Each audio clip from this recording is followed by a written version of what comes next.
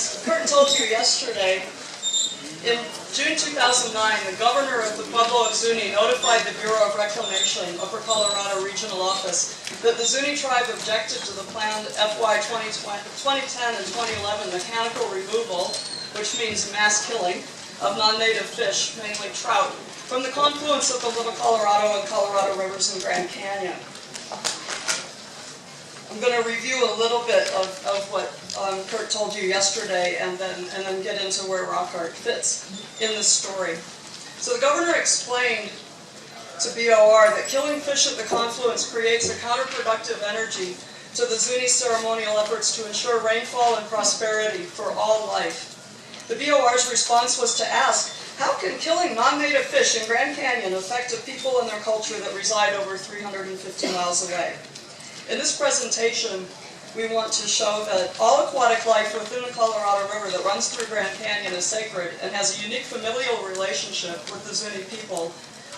The Zuni culture, religion, and history are intricately tied to the Grand Canyon, and what this presentation will focus on is that petroglyphs within Grand Canyon and all along the Colorado River, Little Colorado, and Zuni rivers figure prominently in the Zuni relationship to land, water, and identity. The Zuni people emerged in the Grand Canyon and migrated along the Little Colorado River to Itiwana, the Middle Place, on the Zuni River, which has headwaters near Morro National Monument. And that's where we're going with this. Zuni oral traditions describe Colorado, Little Colorado, and Zuni rivers as a spiritual umbilical cord, a lifeline, to embody Zuni lives, history, and identity. In consultations between NPS and Zuni Cultural Resource Advisors, Zunis explained how petroglyphs link Grand Canyon National Park, the Pueblo of Zuni, and El Morro National Monument, and many other places, everything in between, as a sacred cultural landscape. Zuni consultants describe petroglyphs as deliberate messages made by ancestors to ensure persistence of vital human-land connections. In this presentation, we're going to give you a little bit of results of two federal agencies' responses to Zuni concerns in both Grand Canyon and El Morro. So Zuni cultural specialists participate in annual Colorado River monitoring trips to inspect ancestral archaeological sites and Zuni traditional cultural properties that may be experiencing impact from erosion, flows released from operations of Glen Canyon Dam, and human visitors. The Zuni monitoring data is supposed to guide preservation of Zuni traditional cultural properties in place for their continued use by ancestral, contemporary, and future Zunis. And I'll just highlight continued use by ancestral people. So we're looking at a different idea of the relationship between time and place. And it's the petroglyphs that pin time and place together in a sense. So on these trips, Zuni monitors also collect culturally important plants, minerals, and water from springs and other areas for religious and ceremonial purposes. Perhaps more important, the annual river trips provide the Zuni participants a chance to directly experience the place where the Ashiwi people, the Zuni people, emerged into this fourth world and ascended out of the Grand Canyon in search of the Middle Place. The Zuni ontology is relational. It presumes a personal, responsible relationship with all life forms that exist within the natural world. Embedded within this perspective is mindfulness of honoring the primacy and validity of direct personal interaction with the ecosystem. Many of the petroglyphs and pictographs located within Grand Canyon are viewed by the Zuni as physical validation of their emergence and migrations. These petroglyphs, and the rock paintings as well, were created by Zuni ancestors during their migrations as testimony to their presence there and as enduring connections to the sacred place. So this connection is enacted continually while those petroglyphs exist. And because we don't have slides, we can't show you examples, but we're going to be publishing this in a volume next year on how petroglyphs are important to contemporary indigenous people. The Grand Canyon is extremely important to the Zuni because it's the place where Zunis emerged out of Mother Earth's fourth womb. The Zuni began their search for Itiwana, the Middle Place, the place where equilibrium and stability could be achieved and where the Zuni could sustain themselves for the foreseeable future. The Zuni made many stops as they journeyed up the Colorado River to the Little Colorado, to the Zuni River. Whenever a village was built, they constructed shrines and made offerings. When ancestral Zunis died, they were buried near these villages with accompanying ceremonies and blessings. So Zunis have a special relationship with this river system, this umbilical cord, and here's one of the episodes, and Kurt also mentioned this one yesterday. The reason they have a special relationship with water creatures, fish, and others in these waterways is due to events during the search for the middle place.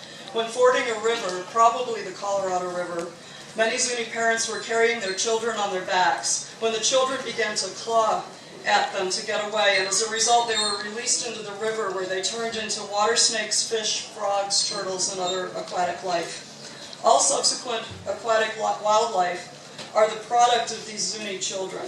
So this establishes a lasting familial relationship between contemporary Zunis and all aquatic life in the Colorado River and other water sources. So it's this relationship that prompted the Zuni religious leaders to ask about the continued killing of non-native fish at the confluence as a management action. And then Kurt yesterday talked about the various alternatives that were worked out and how the various agencies tried to cooperate in accommodating the Zuni concerns about that action. So eventually the Zunis located their middle place near the headwaters of the Zuni River. They settled there and they're living there still. The place of emergence, the place where Zunis go after death, and the village of the living Zunis, and all of their ancient villages and shrines in between are tied together by the sacred flowing waters of the Zuni River, the Little Colorado River, and the Colorado River. The waters of these rivers are central to the Zunis' prayers and offerings. The history of the Ashiwi is not only told in prayers and religious narratives maintained by Zuni religious societies today, but in the ancient ruins, the graves, shrines, petroglyphs, rock paintings, trails, and sacred places left along these rivers and their tributaries from the time when Zuni was undertaking its great migration.